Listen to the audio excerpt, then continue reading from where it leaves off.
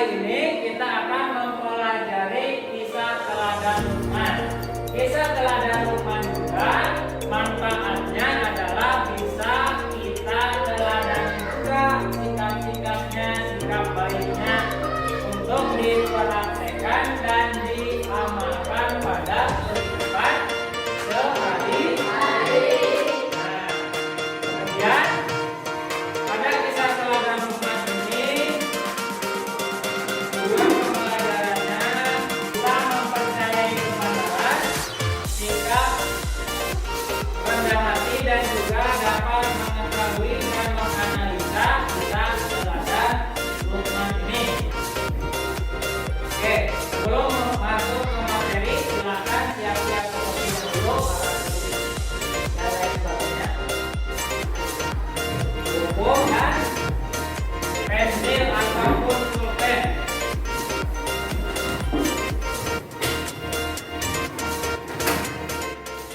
Anak-anak, untuk materi pertemuan kali ini kita akan membahas materi tentang siapakah Luqman.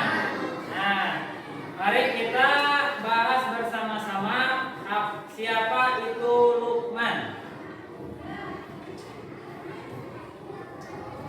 Nah, Luqman adalah manusia biasa seperti kita semua.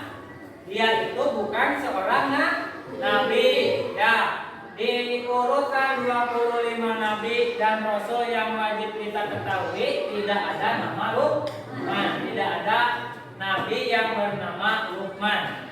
Jadi Luqman itu bukan seorang nabi, tapi meskipun bukan nabi, Allah mengabadikan namanya di dalam Al-Qur'an.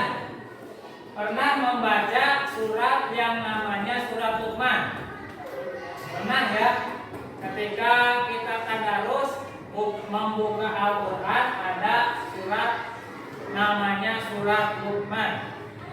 Luqman ini berkebangsaan Habsyi yang berasal dari kota Sudan. Pekerjaan sebelumnya dia itu adalah sebagai seorang tukang kayu. Nah, secara silsilah keluarga, Luqman ini adalah anak dari Baura bin Nahur bin Tareh. Dan Tareh bin Nahur merupakan nama dari Azar. Nah, Azar ini sudah kita pelajari bahwa Azar adalah nama dari ayah Nabi Ibrahim. Betul sekali. Kemudian dikisahkan juga Luqman hidup selama 1000 tahun. Lama sekali. Dia juga menjadi guru dari Nabi Daud alaihissalam sebelum Nabi Daud diangkat menjadi nabi. Nah, sampai di sini silakan setiap kelompok membuat satu pertanyaan terkait materi yang barusan dijelaskan dan yang masih bingung ataupun masih belum dipahami. Silakan Bapak kasih waktu 3 menit. Satu kelompok, satu pertanyaan.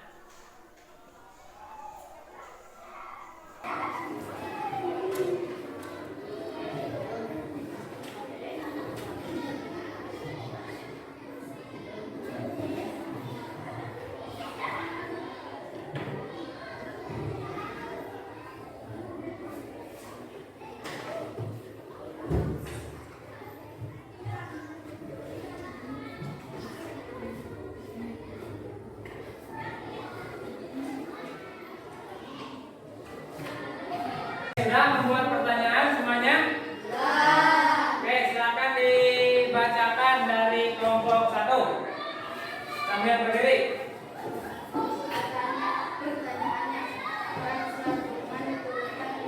Oke, Quran surat Luqman diturunkan di mana?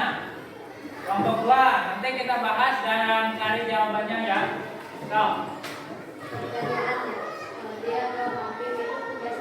Tugasnya Kodi dan Hakim. Kelompok 3, silakan.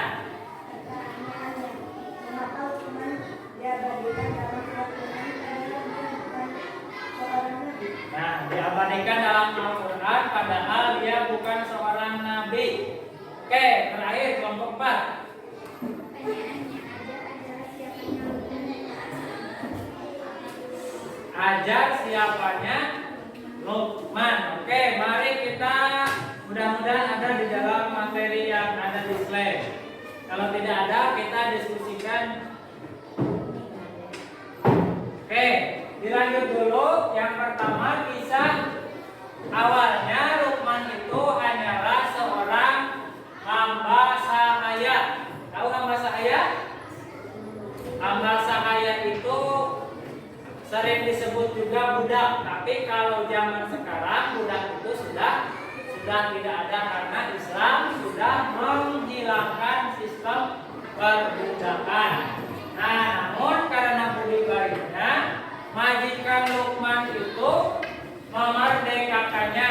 Kemudian Luqman menikah dan memiliki seorang anak. Namun musibah yang menimpanya ia terima dengan ikhlas atau rela terhadap ketentuan Allah. Lanjut.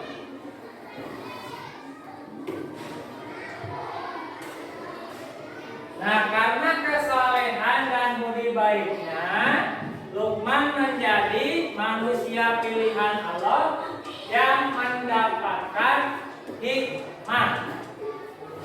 Nah, tadi pertanyaan dari kelompok 3. Mengapa Luqman diabadikan di dalam Al-Quran padahal Luqman bukan seorang nabi? Nah, jawabannya adalah karena Luqman mendapatkan hikmah dari Allah Subhanahu wa Ta'ala. Kenapa Luqman mendapat hikmah? Karena Luqman adalah manusia yang mulia dan memiliki kesolehan. Luqman juga kemudian diberi gelar Al-Hakim, artinya bijaksana.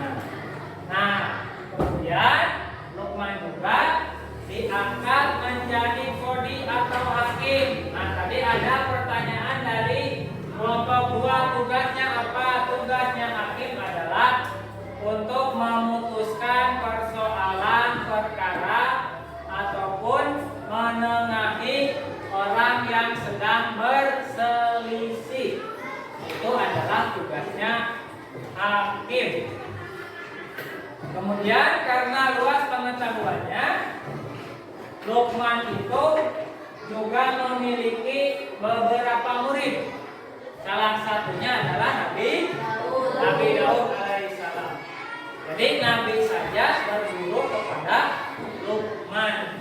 Tapi Luqmannya itu bukan seorang nabi. Kemudian ada tadi kelompok 4. Ajar itu siapanya Luqman. Ajar itu alias Tareh bin Nahur. Tareh bin Nahur itu adalah kakeknya Luqman. Berarti ayahnya Nabi Ibrahim itu adalah kakek dari Luqman. Nah, untuk pertanyaan terakhir, surat Luqman itu adalah golongan surat Makkiyah karena diturunkan di kota Makkah. Kemudian surat Luqman itu adalah surat ke-31 dan memiliki 34 ayat. Suratnya ke-31, ayatnya ada 34. Golongan suratnya adalah golongan surat Makkiyah. Dan ini adalah contoh Quran surat Luqman ayat ke-12 yang menyebutkan nama Luqman pada ayatnya. Anak-anak, setelah kita mendengarkan, menyimak, dan membaca slide PowerPoint yang ditampilkan kepada setiap kelompok, maka persilakan untuk berdiskusi. Tema diskusi kita hari ini adalah siapakah Luqman. Bisa dipandu oleh ketua kelompoknya masing-masing. Silakan ditulis pada kertas yang sudah disediakan. Satu kelompok cukup satu hasil diskusi. Jadi nanti ketika sudah berdiskusi akan mempresentasikan hasil diskusinya dari kelompok masing-masing. Silakan Bapak kasih waktu 15 menit untuk berdiskusi.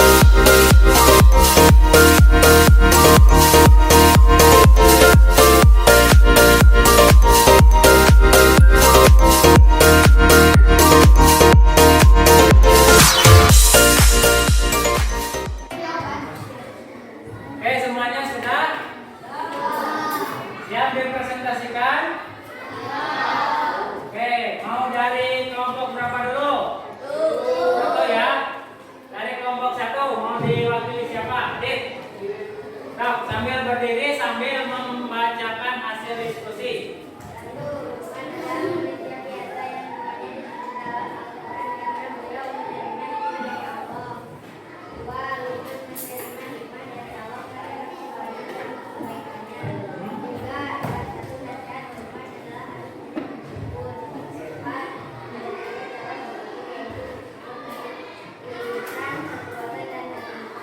Oke, tepuk tangan dulu buat kelompok 1. Selanjutnya kelompok 2. Sandi, silakan. Sambil berdiri.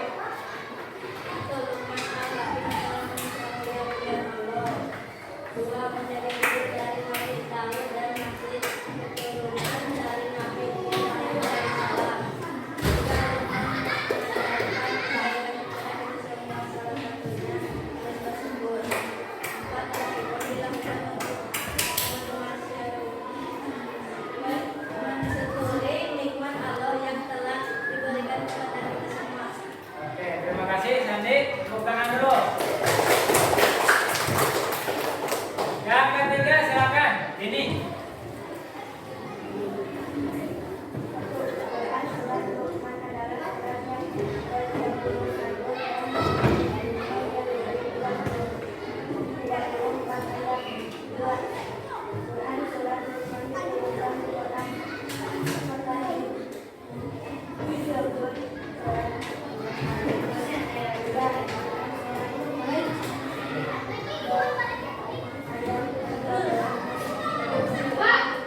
Kelompok 4. Wijayani.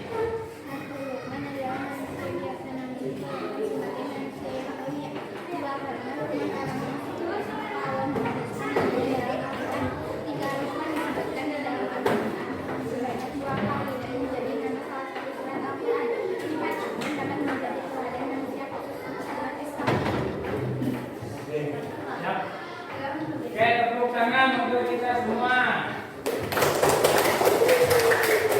Alhamdulillah kita bisa ataupun bisa belajar diskusi dan mempresentasikan hasil diskusi kita. Jadi apa yang bisa kita tarik kesimpulan? Yang pertama, Luqman adalah manusia biasa, namun beliau itu adalah orang yang mulia sampai-sampai diabadikan di dalam Al-Quran.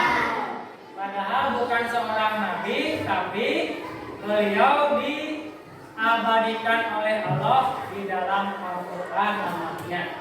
Kemudian Luqman juga menjadi orang yang memiliki kebijaksanaan ditandai dengan gelar namanya.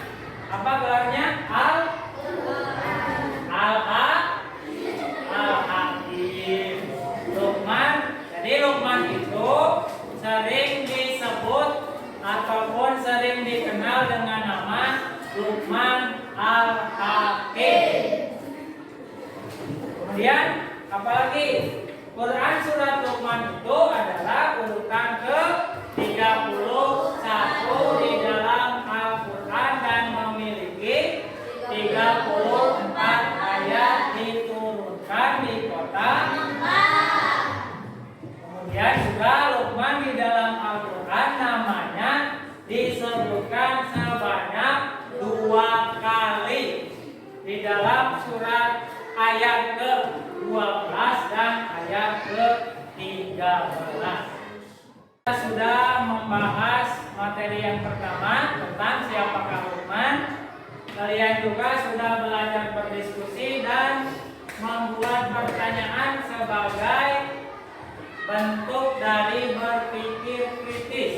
Jadi untuk tugas di rumah kita akan mengerjakan PR untuk dikerjakan di rumah, ya? Kerjakan dan akan kita bahas pada penjelasan ataupun pertemuan berikutnya. Untuk materi kali ini kita cukupkan sekian, dan disiplin juga akan membentuk kita sebagai seorang anak yang rajin. Sebelum kita tutup dan akhiri pertemuan, silakan diamati sekitar di bawah apakah ada sampah. Ketika ada sampah, silakan diambil, dipungut, dan disimpan ke tempat sampah ketika pulang nanti. Kalau sudah, silakan siap-siap ditutup bukunya, masukkan ke dalam tas masing-masing.